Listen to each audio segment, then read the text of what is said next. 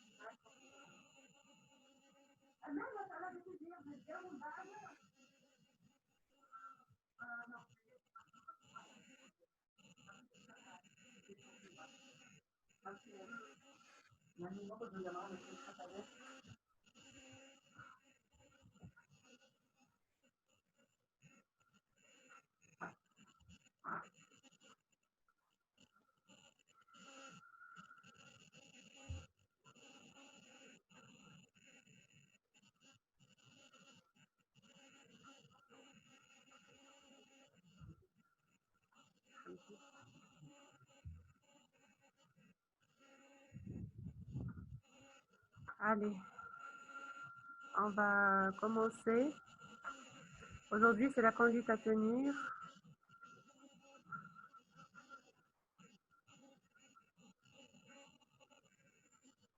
devant un LCR, un liquide céphalorachidien.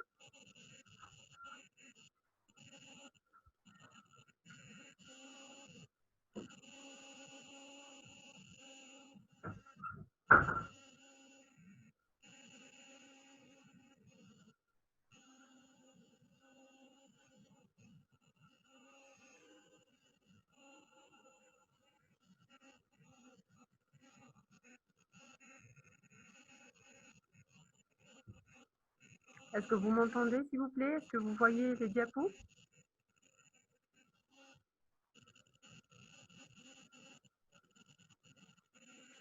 Très bien.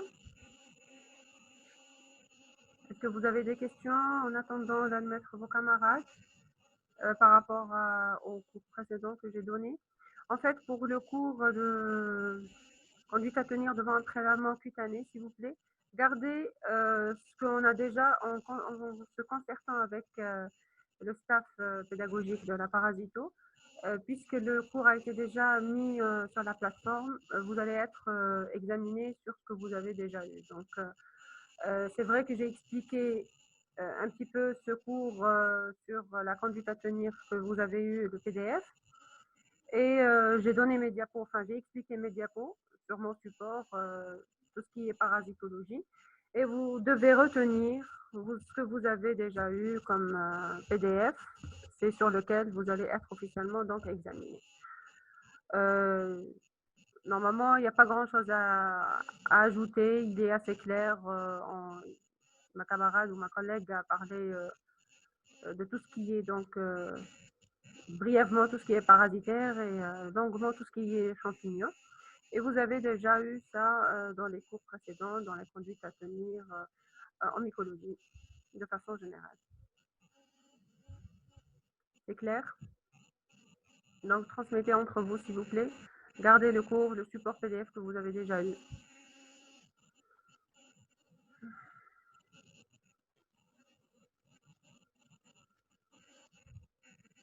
Alors, en attendant d'admettre tout le monde est connecté.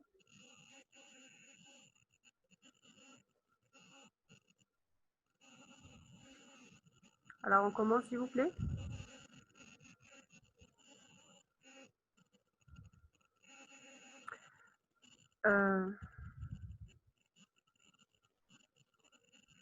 Allons-y. Donc, pour la conduite à tenir devant un LCR, un liquide céphalorachidien, qui dit conduite à tenir, dit éventuellement comment prélever, mais là, c'est un geste réalisé par le clinicien spécialiste, le neurologue, éventuellement le neurochirurgien. Ce n'est pas un geste réalisé au laboratoire, mais plutôt donc réalisé par le spécialiste. Donc, on va traiter tout ce qui est volé. Une fois vous avez reçu le prélèvement du LCR, le liquide céphalorachidien ou cérébrospinal, c'est la même chose, au niveau de la paillasse. Donc, ça se fait juste pour savoir. Il s'agit donc du ponction lombaire. On prélève ce liquide céphalorachidien par ponction lombaire. Éteignez, s'il vous plaît, entre vous les audios, les micros et les caméras. Comme ça, vous serez plus concentrés sur les diapos. Posez les questions au fur et à mesure, bien sûr. Alors, par fonction Lambert, qui est un geste qui n'est pas anodin, c'est quand même invasif comme prélèvement. Il faudra qu'il y ait des conditions favorables, d'asepsie bien sûr, du malade qui ne présente pas des contre-indications, parce qu'il y a des contre-indications bien sûr pour faire ce prélèvement, réalisé par le clinicien, pas au niveau du laboratoire, ça c'est évident.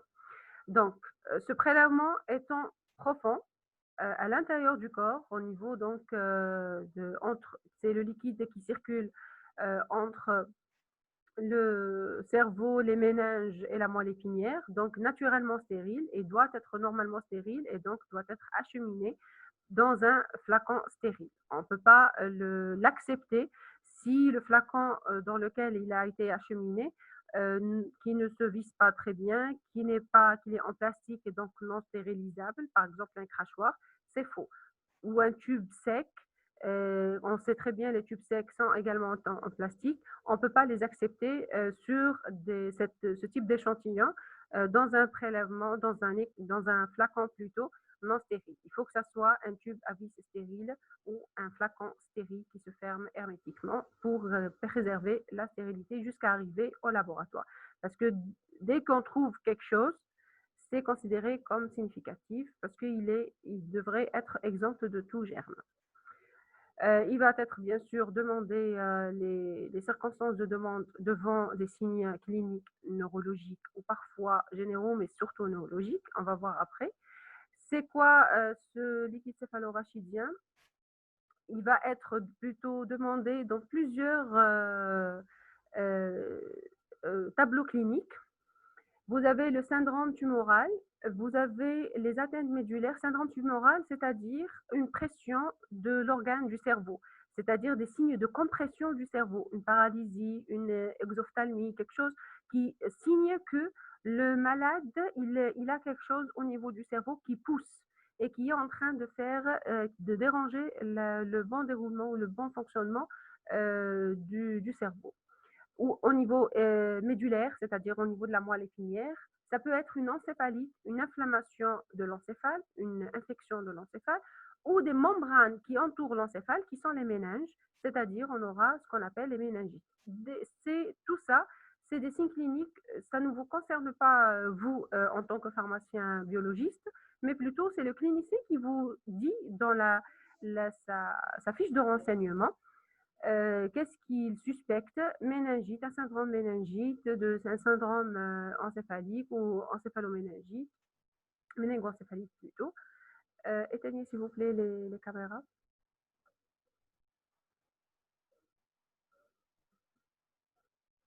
Ensuite,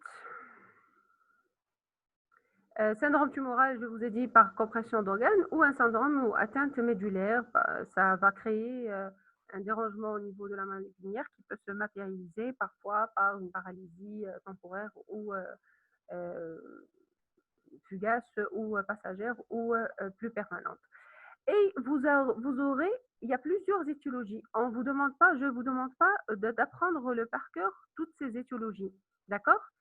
Sachez juste qu'il y a plusieurs étiologies. Par exemple, l'idatidose ou un kyste idatique peut se nicher au niveau du cerveau et va créer un syndrome tumoral. On va suspecter d'ailleurs soit une tumeur maligne, soit un kyste idatique. Et les neurologues vont être contents d'avoir la positivité en idatidose parce que c'est une infection qui est extractible facilement. Enfin, la chirurgie peut-être s'il est dans une région opérable, tant mieux que ce soit malin et plus de pronostic vital, plus dangereux.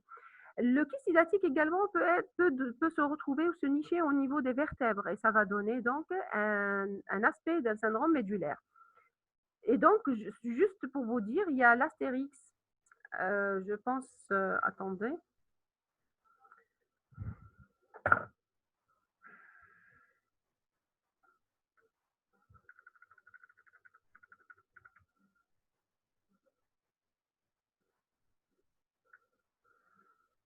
Je vais vous partager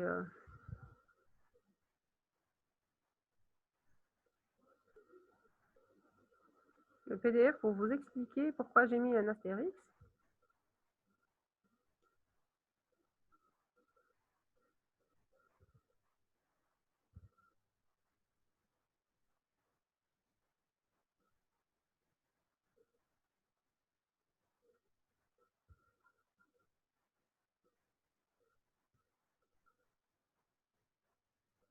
Vous voyez le deuxième partage, le PDF?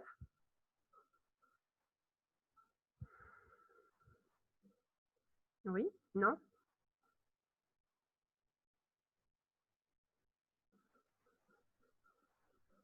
Toujours pas?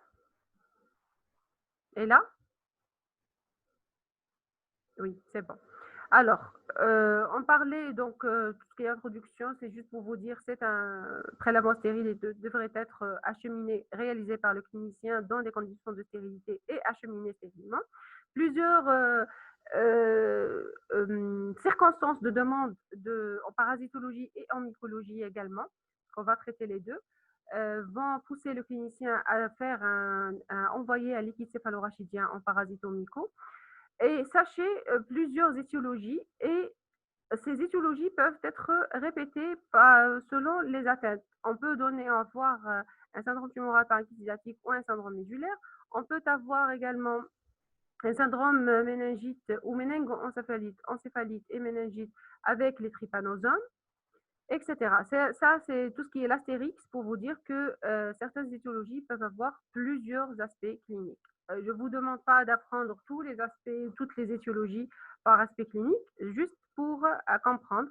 Par exemple, le cocarde de la cryptococcus, il peut se matérialiser par un syndrome tumoral, soit par une encéphalite, une généralisation, une infection quand l'immunité est très faible et le champignon il envahit l'encéphale ou il envahit les méninges.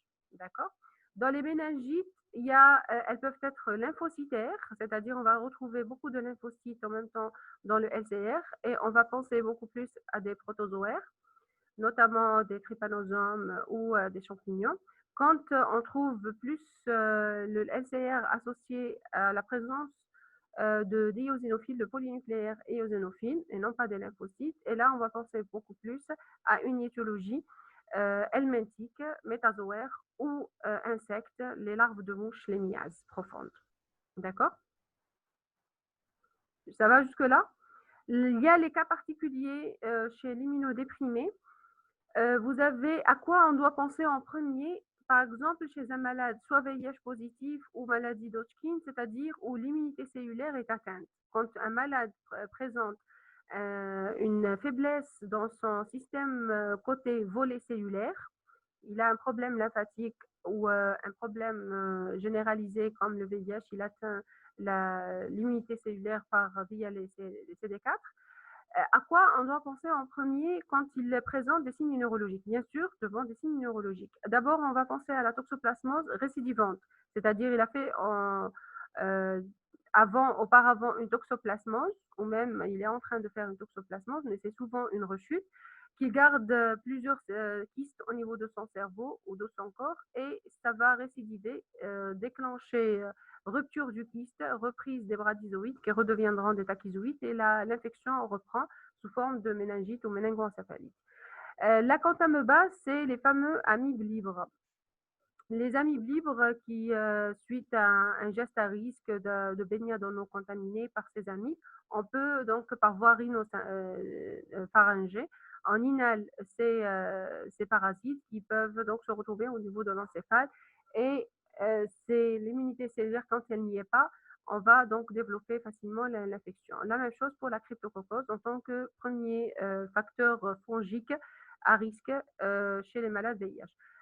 Lorsqu'il y a des troubles de type macrophagique, de la fonction des macrophages liés, par exemple, à une corticothérapie, ça c'est un exemple.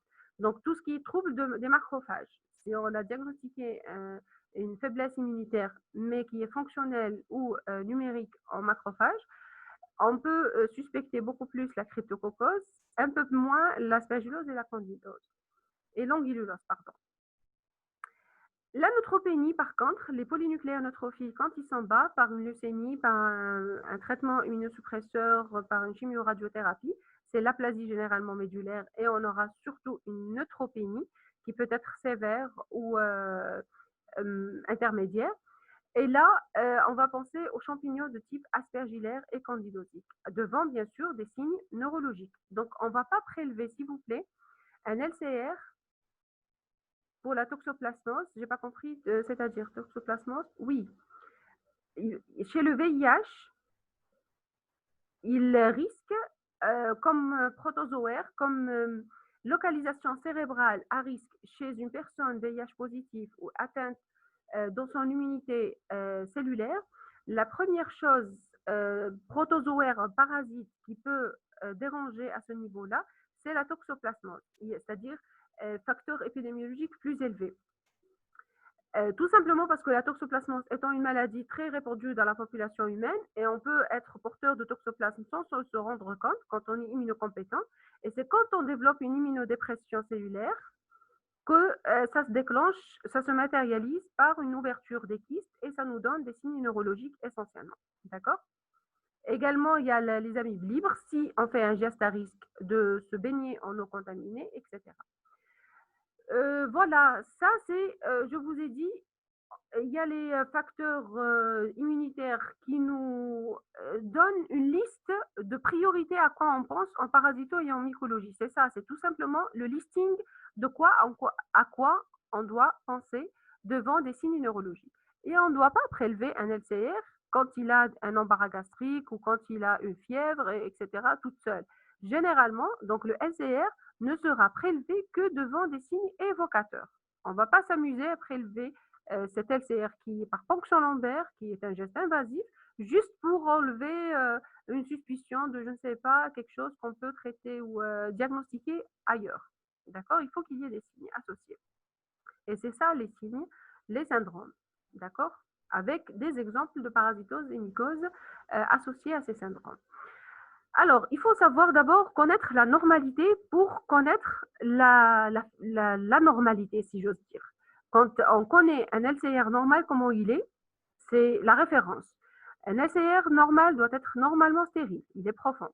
Il doit être clair en eau de roche, très clair. Genre, il n'est pas citranin, il n'est pas hémorragique, il n'est pas brun, il n'est pas trouble, parce que le trouble signifie éventuellement du pu, etc.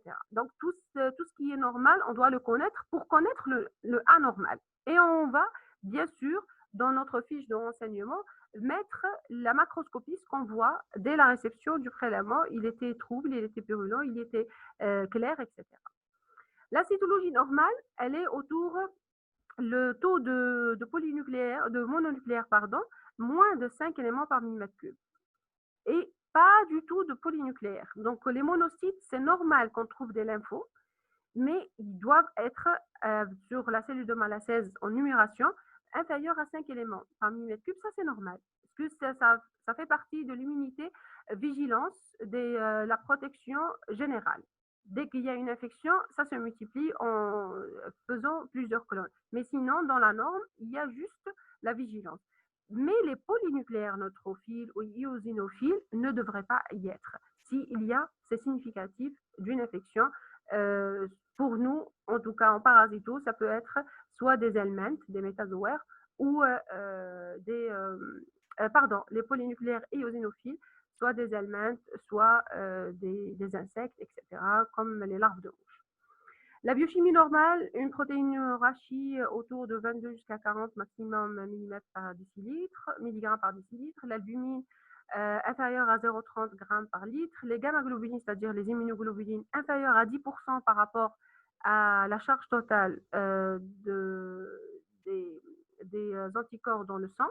C'est le pourcentage par rapport à tout ce qui est général ou la circulation sanguine. Les chlorures entre 7 et 7,5 grammes par litre. Le glucose, la glucorachie doit être autour de 80 plutôt 60 à 80% des taux plasmatiques. Ne devrait pas être à 100%, c'est-à-dire au même taux que le plasma, la glycémie, mais un peu moindre.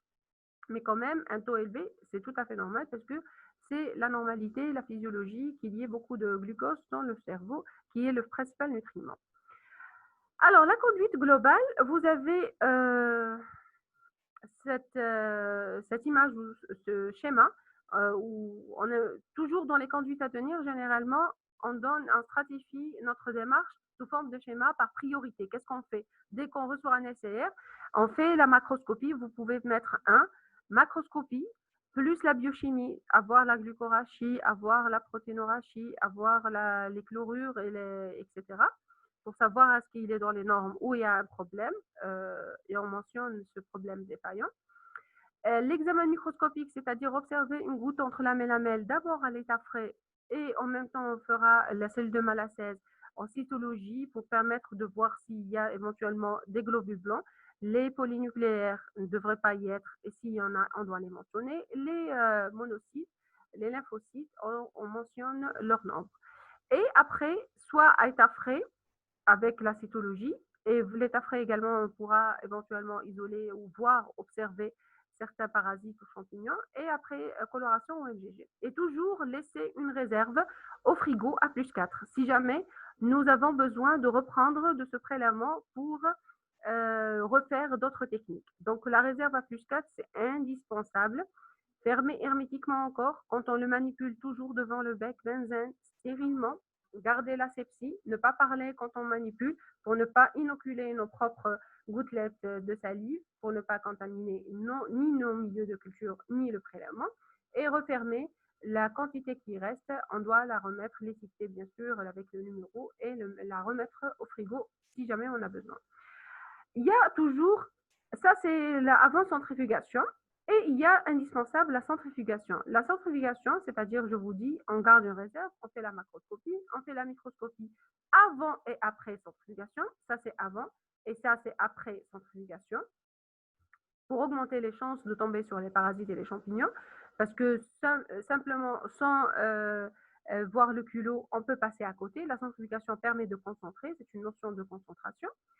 État frais sans colorant et avec coloration pendant avant la concentration et après la centrifugation.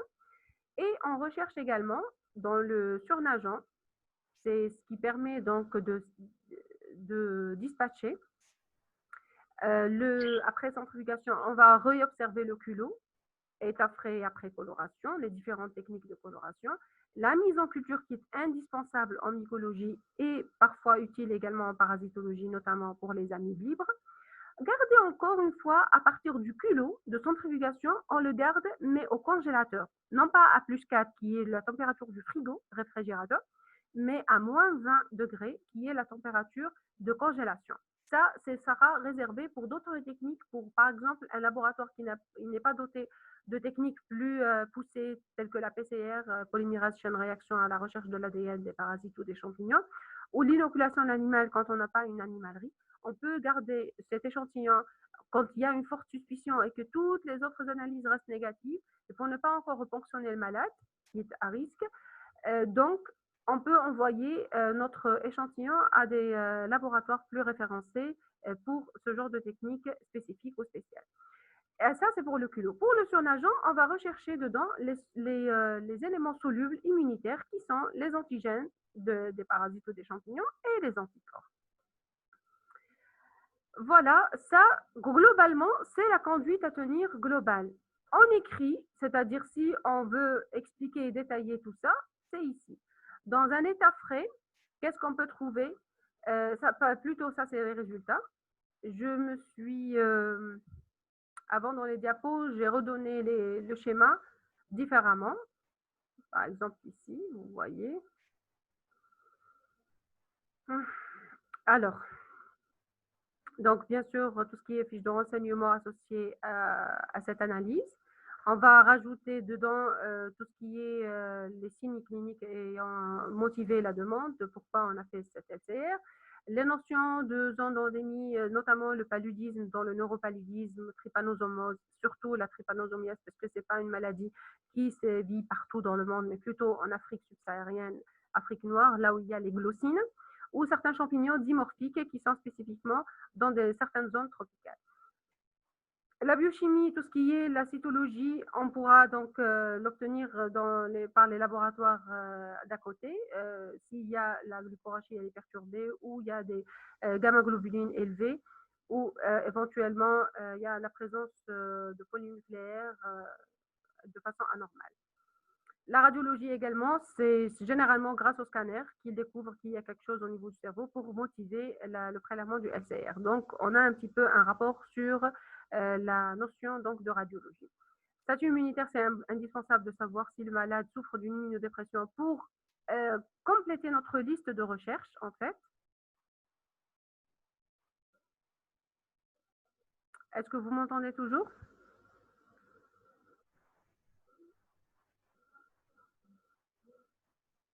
Vous voyez les diapos? D'accord.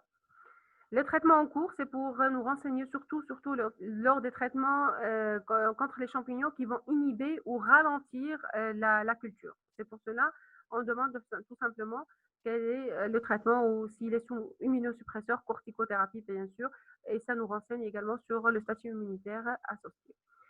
Donc, voilà la démarche sous forme schématique ou sous forme écrite, c'est la même chose. Vous l'avez, je l'ai donné en PDF celle-là et celle-là. Et voici les résultats. Qu'est-ce qu'on peut retrouver donc dans un état frais, que ce soit avant centrifugation ou mieux après centrifugation. Nous, au laboratoire, on fait les deux. On est obligé de voir, de jeter un coup d'œil sur le prélèvement avant qu'on centrifuge, tout simplement pour éviter les risques de contamination. Si éventuellement nos ustensiles, notre centrifugeuse, l'ouverture des épandores stériles au niveau de la centrifugeuse, il y a des risques de contamination. Donc, on est obligé de faire et la culture avant centrifugation pour éviter les risques de contamination et observer quand même une goutte entre la mélamelle avant cette centrifugation et refaire encore un état frais ou après coloration, après centrifugation sur le culot pour augmenter les chances de tomber sur les parasites de champignons. Donc, qu'est-ce qu'on peut trouver? Les trypanosomes, c'est pendant la phase méningo-encéphalitique de la maladie, quand le malade commence à développer les signes neurologiques, parce que d'abord, vous connaissez dans la maladie du sommeil, on commence d'abord à faire des signes généraux quand le parasite il est au niveau lymphatico-sanguin, dans le sang périphérique. Et après, il va commencer à développer des signes neurologiques et ça signe que le parasite est passé à travers la BHE, la barrière hémato-encéphalique, et il est passé dans le cerveau. Il commence à donner des signes de perturbation neuroendocrinienne, de perturbation du sommeil, etc. Donc, c'est à ce moment-là où on peut trouver les trypanosomes, encore mobiles grâce à leur membrane ondulante qui se libère en flagelle. On peut rechercher également ou retrouver également des larves d'anguillules qui est le seul élément qui est associé en neurologie, associé à une prise de corticothérapie où ça donne ce qu'on appelle l'anguillulose maligne disséminée à partir d'un foyer intestinal, bien sûr, c'est un parasite intestinal à l'origine, et qui peut passer vers le sang, vers le cerveau surtout, comme première euh, localisation extra-intestinale chez les malades sous corticothérapie à long cours. Les amibes libres, on peut retrouver les formes de formes végétatives ou trophozoïtes d'Acanthamoeba ou de Naegleria fowleri, ou des éléments fongiques, à savoir des levures bourgeonnantes, des filaments mycéliens, etc. Et tout ça, c'est pas normal qu'on retrouve même un seul élément fongique. C'est pas normal parce que le prélèvement est censé être stérile, d'accord? Rarement, on tombe sur le toxoplasme parce que la reprise ou la rechute d'un kyste toxoplasmique et la rupture pour libérer des bradyzoïdes et redevenir des tachyzoïdes, c'est extrêmement rare de tomber dans le LCR sur les tachyzoïdes toxoplasmiques, également pour le neuropaludisme. Il reste confiné quand même toujours les plasmodies au niveau des globules rouges ou des viscères profonds, non pas au niveau libre dans le LCR. C'est plutôt, on va retrouver leurs marqueurs, c'est-à-dire leurs antigènes et leurs anticorps. Dans le LCR, on va les rechercher, non pas directement eux-mêmes, mais soit leur ADN, soit les antigènes ou mieux leurs anticorps. Pour ce qui est après coloration, il y a plusieurs colorations qu'on pourra faire en fonction de l'orientation épidémiologique. Par exemple, si on suspecte un malade qui a fait une baignade dans des eaux réchauffées telles que non contrôlées, telles que les barrages, tels qu'un WED, etc., il développe un syndrome méningé. Là, on va penser aux amibes libres et on va faire des colorations spécifiques, notamment le trichrome ou le MGG, qui est également bon pour tout, pratiquement tout qui nous permettent de voir les tachyzoïdes, je vous ai dit, c'est assez rare, mais on peut tomber dessus, de Toxoplasma gondii ou des plasmodies ou même des amibes libres, les formes trophozoïtes, des amibes libres, Naegleria ou Acanthamoeba. L'encre de Chine est indispensable à faire, tout simplement parce que les malades le syndrome méningé ou des signes cliniques tumoraux ou autres, première chose à quoi on pense, parce que la cryptococcose étant une levure encapsulée qui est partout dans le monde, c'est pas un champignon qui est, disons, tropical, et donc on le suspecte devant les signes cliniques. L'encre de Chine, c'est la seule coloration qui nous permet de voir la fameuse capsule gélatineuse de cette levure. En fait, c'est ça la levure, et tout ça, c'est sa capsule qui va qui va rejeter le colorant de l'encre de Chine et elle paraît en halo clair autour de la levure et qui signe la présence de ces levures-là, qui permettent de mettre en route rapidement un traitement efficace. Ou bien on peut trouver par la technique de coloration de périodique acide chiffre, le PAS, les fameux filaments mycéliums, c'est extrêmement rare aussi, des aspergillus ou des dimorphiques. Plutôt les dimorphiques, on va retrouver les formes levures uniquement à l'intérieur de l'organisme. Mais surtout au niveau des biopsies, non pas beaucoup au niveau du LCR négatif.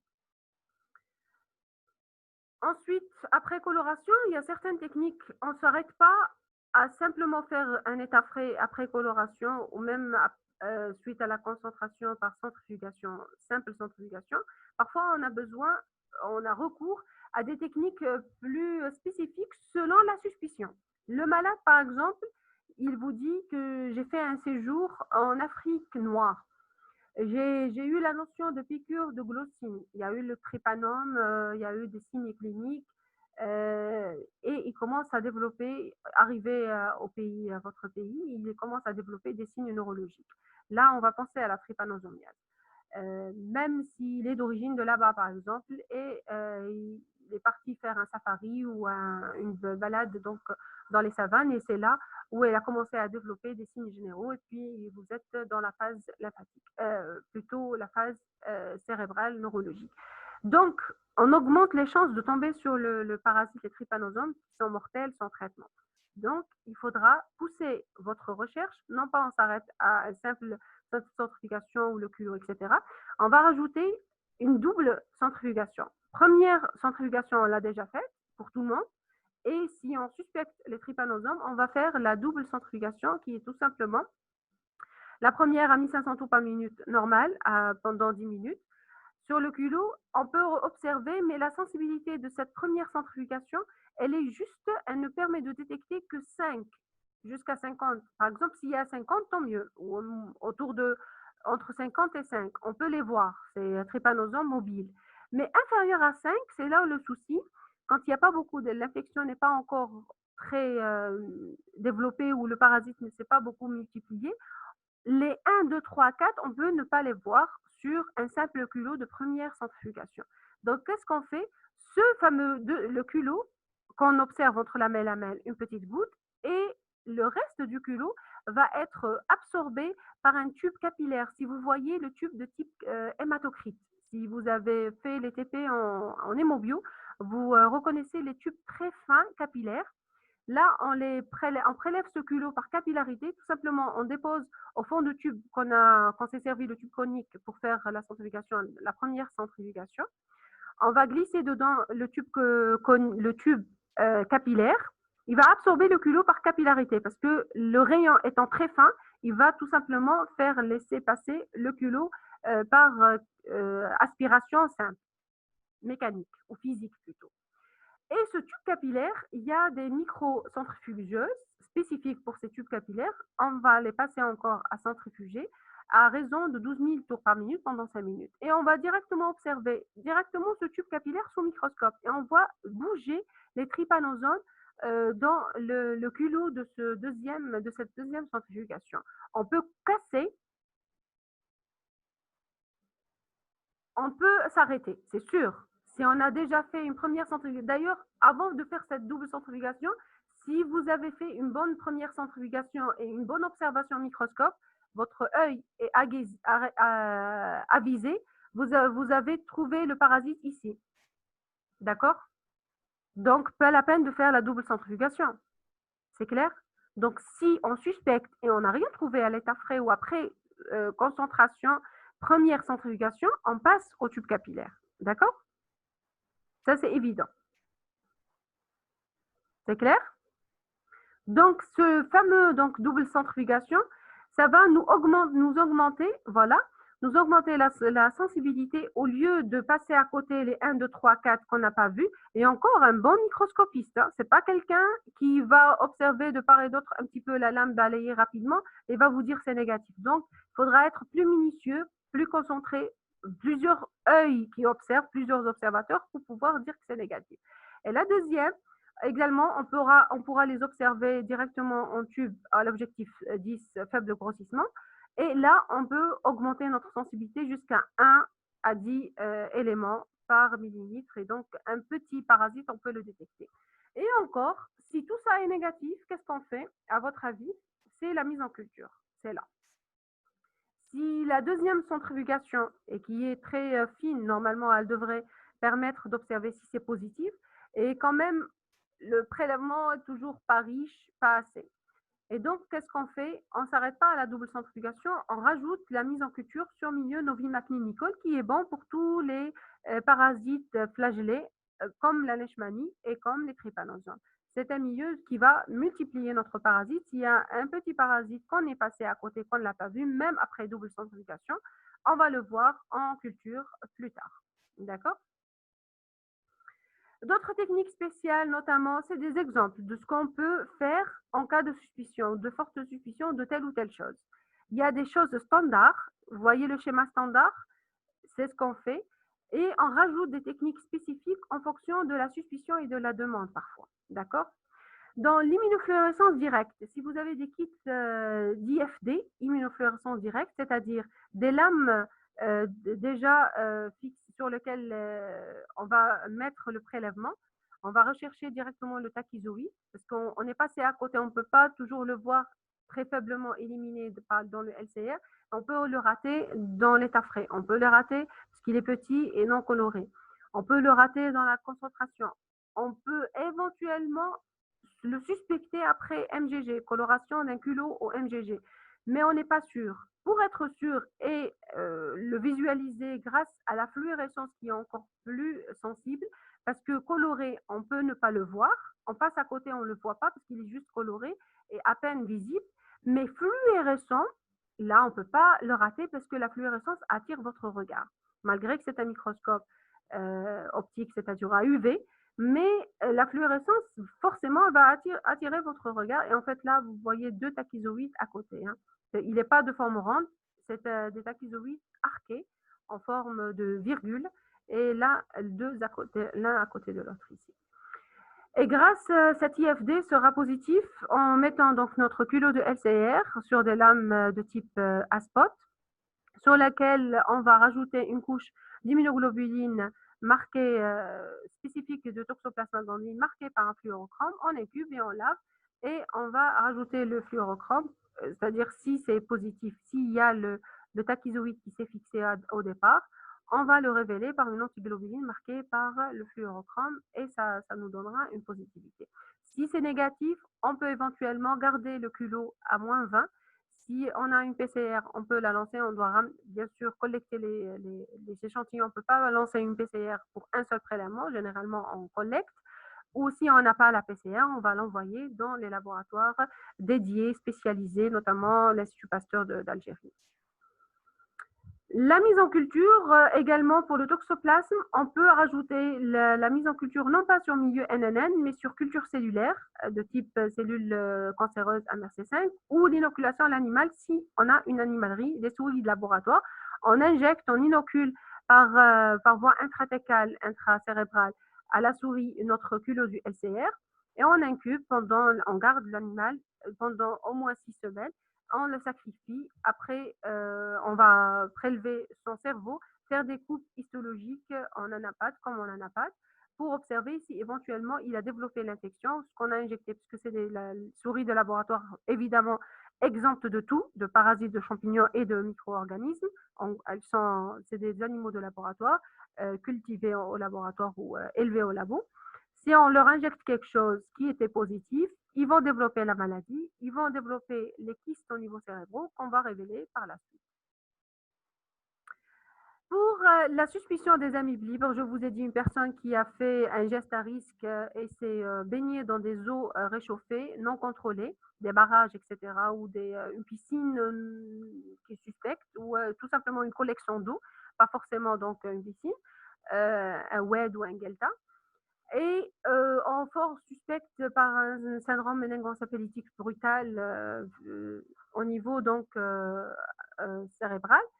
Qu'est-ce qu'on fait? L'état frais, bien sûr, l'examen du culot, bien sûr, mais essentiellement et automatiquement, c'est ce qu'on fait dans la conduite standard. On rajoute la mise en culture sur le milieu à base de la gélose simple, gélose à raison de 1,5% avec de l'eau distillée, gélose préparée dans de l'eau distillée, c'est-à-dire un support solide, auquel on rajoute, bien sûr en boîte solidifiée, on rajoute une suspension, on rajoute notre culot du LCR suspect et on rajoute comme nutriment, parce qu'on sait que les amibes libres ont besoin de nutriments qui sont des bactéries, à savoir les entéobactéries. On choisit généralement des Escherichia coli inactivées qu'on ramène du laboratoire de microbio qui nous donne gentiment leur souche d'Escherichia coli connue, multisensible. On l'inactive au laboratoire en la faisant passer la suspension par autoclavage et on l'inocule, on la met dans notre boîte de pétri qui contient notre LCR, le culot du LCR, et on incube le tout à 37 degrés et on observe régulièrement nos cultures jusqu'à 10 jours d'incubation. On observe tout en J1, J5 et J10, la boîte pétri à la recherche donc des fameuses amibes libres, qu'elles soient flagellées quand il s'agit de Naegleria fowleri ou améboïdes, ou des formes améboïdes mais avec des pseudopodes hérissés, comme cela. Vous voyez ici, c'est comme des fins pseudopodes très aiguisés, très fins. Et c'est la forme végétative d'Acanthamoeba qui est deuxième espèce d'amibe libre, ou alors on peut retrouver les kystes d'Acanthamoeba qui sont polygonaux, reconnaissables par leur morphologie en étoile. La culture fongique, ça c'était pour les mises en culture en cas de suspicion de toxoplasma ou d'amibe libre. Pour ce qui est de la culture fongique, c'est automatique. On fait les sabouros chlorophénicoles, les sabouros. Vous entendez toujours? On me dit que la connexion est instable.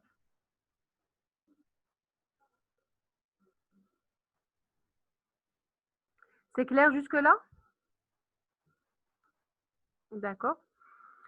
Alors, pour la mise en culture fongique, je vous ai dit dans notre conduite générale, on a dit mise en culture en mycologie, c'est-à-dire le milieu standard qui va nous permettre de faire pousser pratiquement tous les champignons. Les champignons, bien sûr, autochtones, non pas les dimorphiques, c'est le sabouro chlorophénicol. Et parfois, on rajoute l'actidione et qui est dangereux pour, entre guillemets, pour le cryptocoque, qui est une levure naturellement sensible à l'actidione. Donc, on ne peut pas faire la mise en culture juste sur milieu sabouro chlorophénicol plus actidione. Il faut avoir les deux milieux.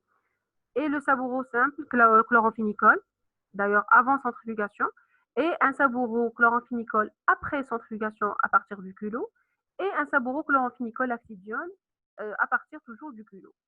Ça nous permettra éventuellement d'isoler les aspergillus, les candidats et même le cryptococcus.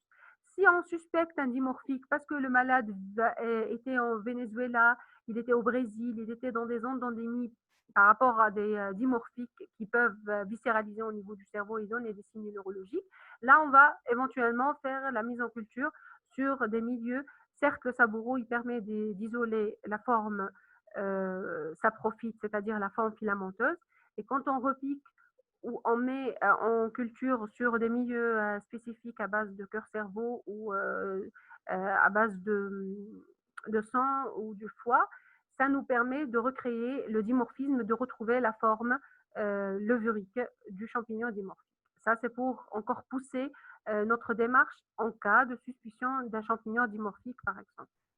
Pour le cryptococcus, la fameuse culture, si ça pousse et elle est positive, on va retrouver, pardon, on va retrouver les fameuses colonies coulantes, mucoïdes, assez donc épaisses, et elles vont donc couler sur la gélose. On a l'impression, comme je vous ai dit en TP, si vous vous souvenez bien, comme de la mayonnaise.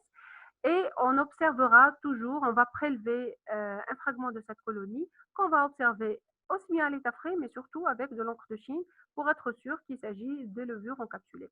Sachez que la culture ne doit pas être jetée jusqu'à maximum 21 jours pour être exact, jusqu'à 3 semaines, parce que la culture des cryptococcus peut être ralentie par plusieurs facteurs, notamment le traitement déjà en route antifongique. Et donc, on rajoute jusqu'à même pas 15 jours, mais plus, jusqu'à 3 semaines, maximum un mois, pour être sûr qu'il n'y a pas de champignons. Je vous ai dit, s'il y a eu pousse, on va identifier par différents moyens, et l'encre de Chine qui va nous permettre de voir la levure encapsulée, ou on peut faire le test à l'uréase, c'est-à-dire on met en suspension notre colonie dans de l'urée. Si elle a de l'uréase, il s'agit et qu'elle fait virer le milieu d'uréandol, il va y avoir donc changement, virement de la couleur, virage de la couleur. Au bout de 4 heures, ça signe qu'il s'agit de l'espèce Cryptococcus neoformans. Si ça reste négatif, le test à l'uréase est négatif, ça peut être une espèce autre que Neoformans, mais ça reste toujours peut-être, c'est une espèce Cryptococcus, genre, pardon, Cryptococcus, autre que Neoformans. Et pour être sûr, on va passer à la galerie biochimique qui va nous détecter avec précision de quelle espèce il s'agit, s'il s'agit toujours de Cryptococcus ou d'une autre espèce de levure, si on ne trouve pas la capsule, par exemple. La conduite à tenir si on suspecte ou il y a eu pousse de levure blanchâtre, non pas coulante microïde de type candida, entre guillemets, ça peut être autre, ça peut être malassezia, comme ça peut être autre chose, mais généralement au niveau donc du LCR d'un malade, par exemple neutropénique qui développe une neutropénie sévère, il est admis en réanimation pendant un long séjour. La première chose à risque parmi les champignons, c'est le candida et l'aspergillus. Donc, on va penser à ça. On va mettre en culture, toujours sur sabouro-chloramphénicol et sabouro-chloramphénicol activium, à des températures intra-organiques. Comme le LCR est un liquide profond qui vient de 37 degrés, on le remet en culture, toujours en incubation, autour de 30, c'est-à-dire 35 et 37 degrés. La pousse peut être, si c'est positif, au bout de 24-48 heures. Si c'est négatif, on continue la culture, l'incubation jusqu'à une semaine. S'il y a pousse, bien sûr, on a macroscopiquement des colonies blanchâtres, on va les identifier par différents tests. Il y a le test de filamentation. Déjà, on fait l'encre de Chine aussi, si éventuellement c'est des colonies de Cryptococcus qui n'ont pas encore eu l'aspect coulant microvide. On ne peut pas l'éliminer. On ne peut pas être catégorique que c'est une culture blanchâtre, bombée, muqueuse. Ça peut être également un jeune crypto. D'accord? Donc, on fait quand même l'encre de Chine et un état frais. Si l'encre de Chine est positif, tant mieux. S'il n'est pas positif, on fera le test à l'uréase et un test de filamentation. Et on va voir si au bout de 4 heures maximum, à 37 degrés dans un sérum humain normal, il y a la pousse d'un tube germinatif, il s'agit de la levure Candida albicans. Si c'est négatif, on fera d'autres tests. Généralement, on va accélérer, on ne va pas passer par la mise en culture sur milieu rice cream parce que ça va prendre encore plus de temps. Sachez qu'au niveau neurologique, le pronostic vital est engagé. Donc, on ne peut pas laisser traîner encore l'analyse longtemps.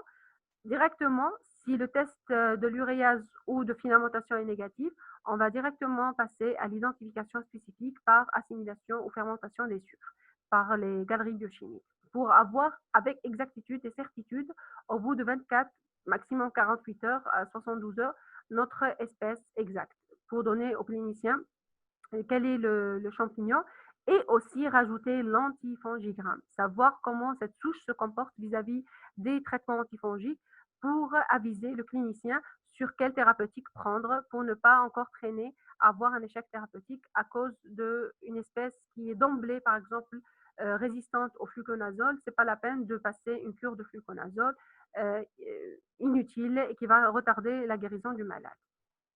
C'est clair jusque-là?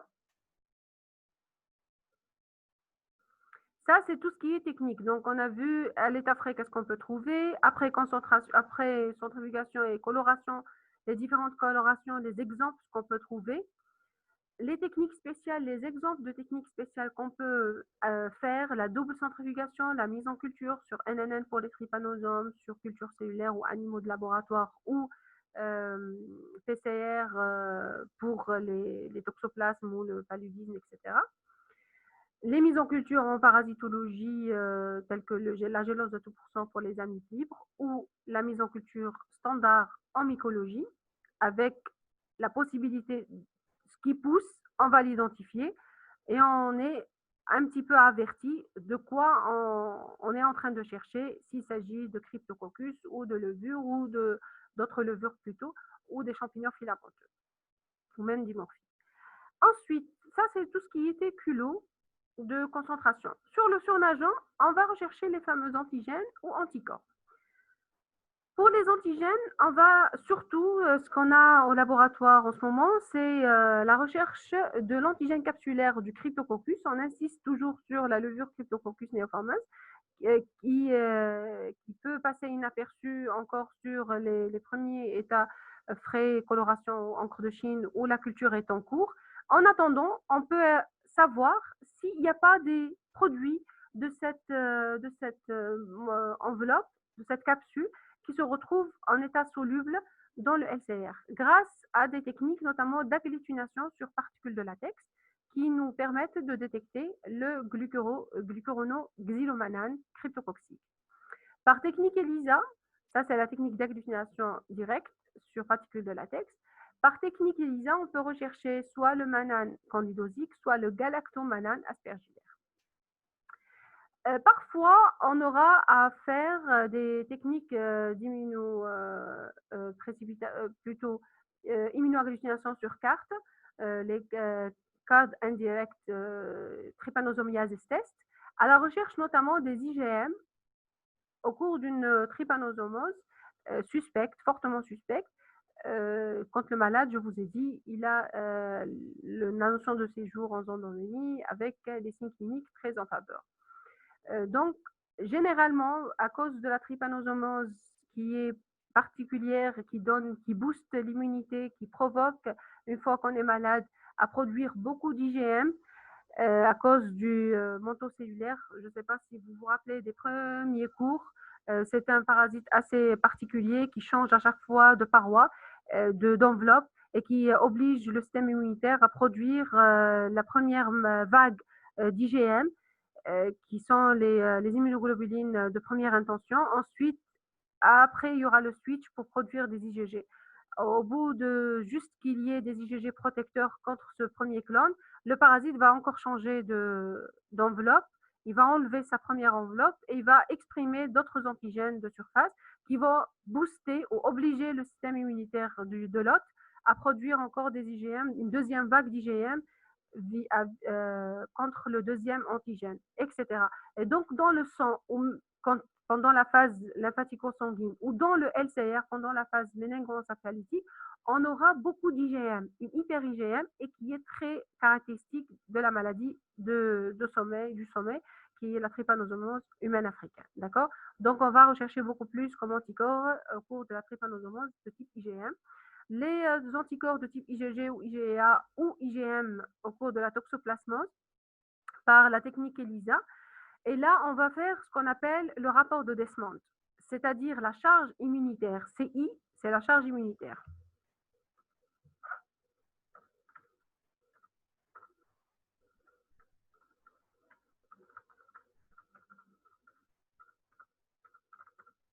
C'est-à-dire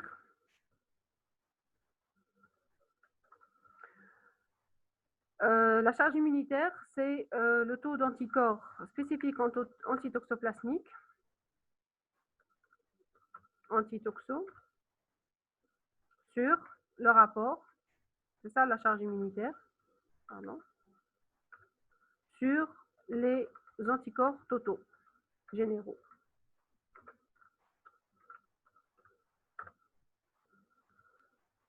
Donc, CI, c'est la charge immunitaire.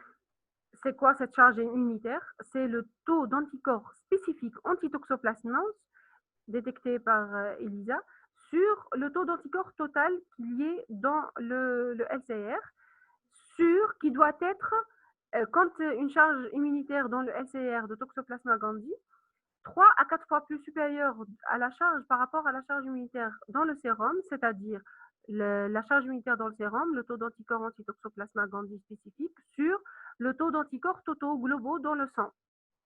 Et donc, ce rapport, les deux rapports, si le premier rapport dans le LCR est 3 à 4 fois supérieur à celui du sang, ça veut dire qu'il y a eu production intratécale à l'intérieur du cerveau d'anticorps spécifiques antitoxoplasma qui signent une rupture d'un kyste ou d'une maladie neurologique liée au toxoplasma gondii il y a une production locale. Parce qu'il y a le passage. Il faut savoir que si on fait une toxoplasmose générale, au niveau de la rate, du foie, parce que c'est des parasites du système réticulo-endothélial. Si le parasite il circule dans la circulation sanguine générale, c'est tout à fait normal qu'on le retrouve dans le sang. Et pas forcément on va le retrouver dans le LCR. Mais parfois, il est dans le sang et il y a un petit passage de certaines immunoglobulines, par exemple les IgG et même les IgA dimériques, ils peuvent traverser la BHE et se retrouver normalement dans le LCR sans pour autant qu'il y ait une production dans le LCR local. D'accord? Si la charge immunitaire du sérum elle est plus élevée que celle du LCR, ça veut dire que c'est juste un passage et non pas une présence locale. Donc, les anticorps ont passé du sang total, du sang périphérique vers le cerveau.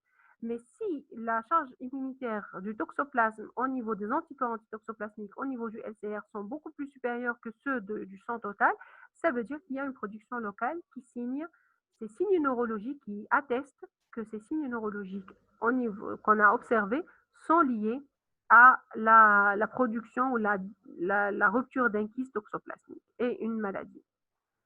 Il y a également la comparaison, soit par la charge immunitaire, grâce au taux d'anticorps par technique ELISA, ou bien on fait la technique ELIFA. C'est une variante de technique immunoenzymatique appelée le PIC-ELIFA.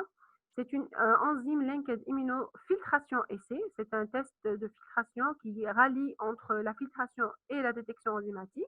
Ou encore mieux, le Western blot, qui détecte les protéines parasitaires.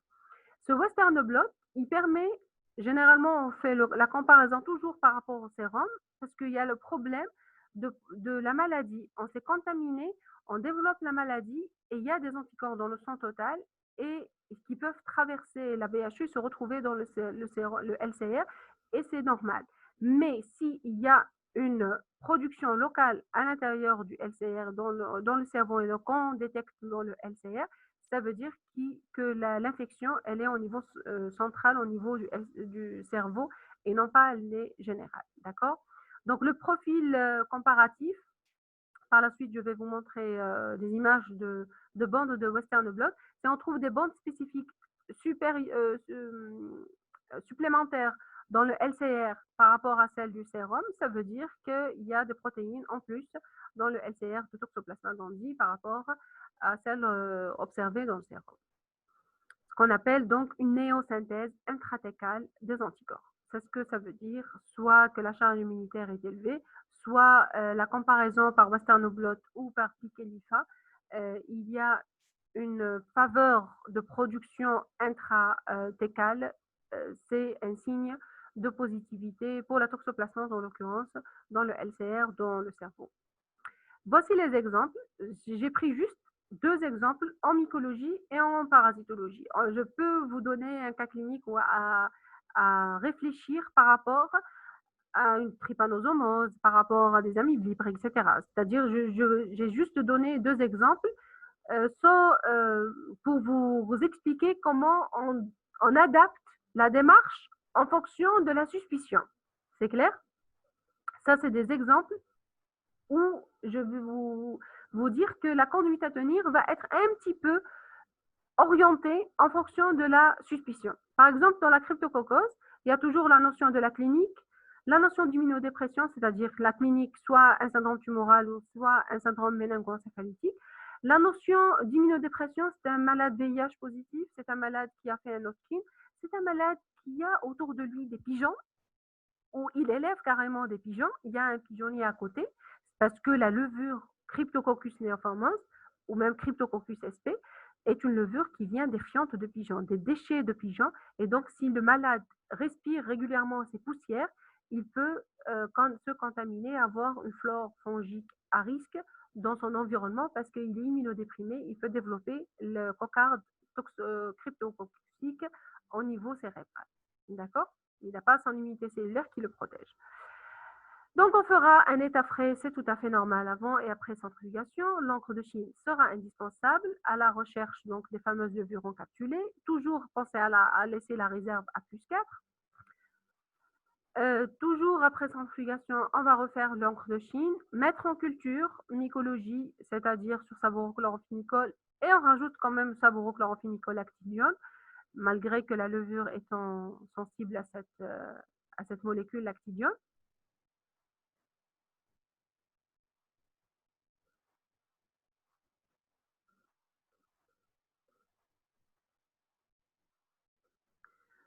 Ensuite,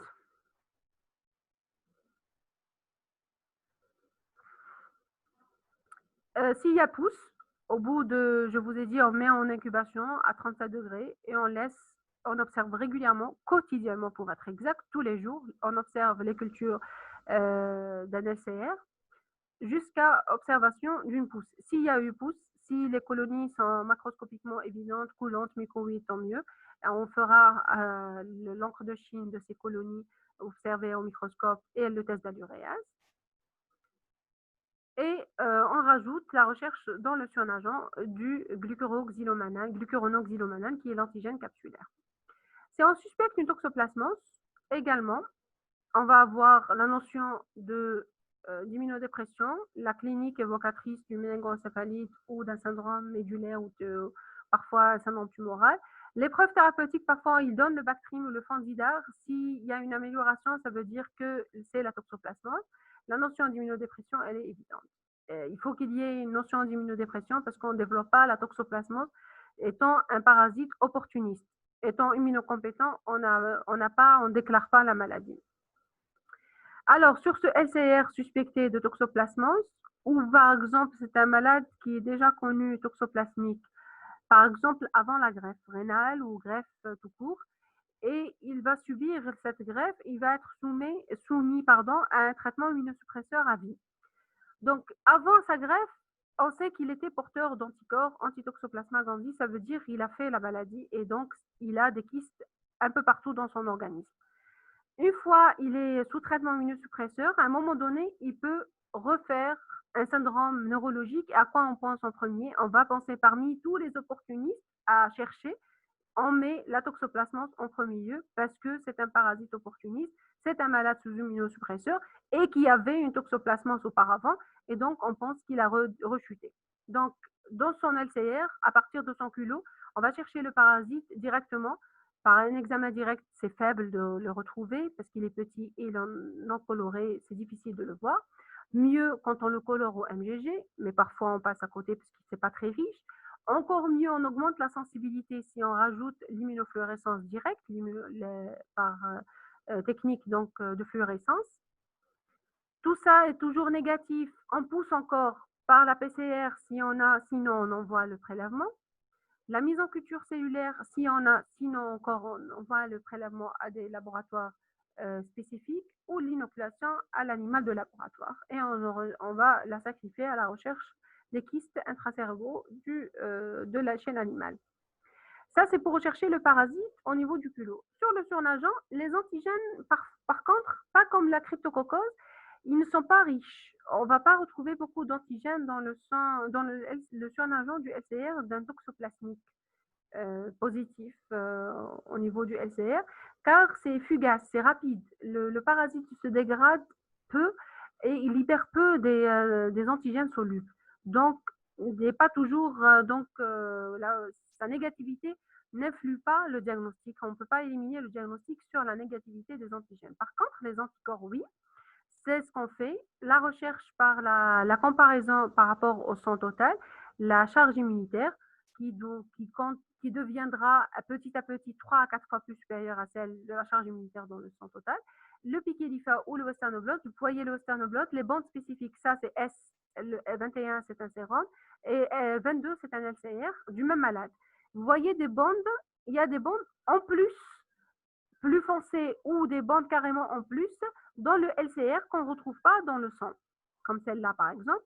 Ici, pour le deuxième cas, vous avez ici, des bandes supérieures et plus foncées et en plus dans le LCR qu'on ne retrouve pas dans le sang. Ça veut dire qu'il y a des protéines du toxoplasme au niveau du LCR qui ne sont pas passées, qui ne sont pas venues à partir du sang total.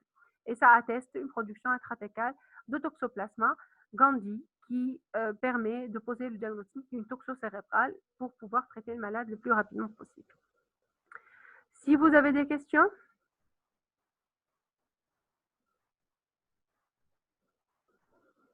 est-ce que vous avez des questions? C'est clair pour tout le monde? Donc, retenez les premières, dans les premières diapos, enfin votre premier, dans le PDF, la notion donc de démarche, la conduite générale, celle-là, et les différents résultats qu'on peut retrouver éventuellement. Sachez qu'on peut trouver les trypanosomes ou les amibes libres, etc. La mise en culture, les techniques spéciales. Et généralement, c'est des cours normalement interactifs, c'est-à-dire on vous pose des questions, vous nous répondez à quoi vous pensez, pourquoi, etc. C'est parfois une conduite à tenir. Je vous donne une notion d'épidémiologie, d'une clinique. Je vous oriente, si vous voulez, vers une énigme.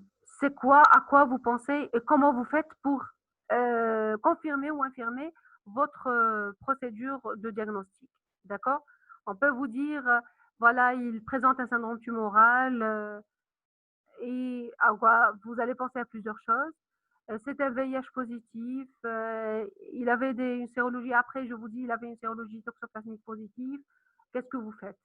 Donc vous allez me dire, pas la mise en culture sur sabourochlorphénicol, parce que vous pensez à une toxoplasmose. Et donc, vous allez parler de la recherche par MGG sur le culot, la démarche d'une toxoplasmose. On vous oriente vers chercher ça.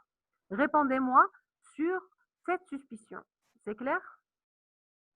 S'il s'agit de trypanosome, on va parler donc de notions de mise en culture d'état frais, les trypanosomes trypomastigotes observés à l'état frais, sinon après coloration, sinon après culot de centrifugation ou double centrifugation, sinon la mise en culture sur NNN. Et c'est tout. Il n'y a pas de mise en culture sur milieu sabourochlorphénicol, ni sur gélose à 2%, etc. ou à 1,5% pour les amibes libres. C'est clair jusque-là? Très bien. Voilà, si d'autres questions, après on aura donc probablement en présentiel, c'est-à-dire après le déconfinement et la reprise des cours, éventuellement on va vous refaire tout ça en petits groupes en TD pour vous poser pour vos camarades qui sont loin, qui n'ont pas accès à l'internet ou etc. Ils peuvent poser des questions live quand on reprend donc en TP, on verra comment on va faire. D'accord? Donc ne vous inquiétez pas. Faites vos cours, lisez vos cours, apprenez les tableaux des des cas, oui. Non, c'est pas à apprendre, c'est juste à connaître ces deux diapos. C'est un petit peu, je vous oriente. Une notion d'immunodépression, peut-être oui. Il faudra apprenez parce que apparemment vous êtes très accroché à l'apprentissage, non pas à la compréhension. Donc apprenez. Je préfère apprenez celui-là. Laissez celui-là, c'est pas la peine. Le premier tableau, non.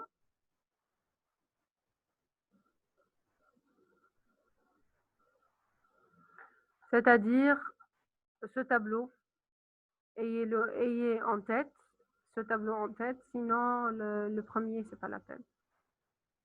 D'accord?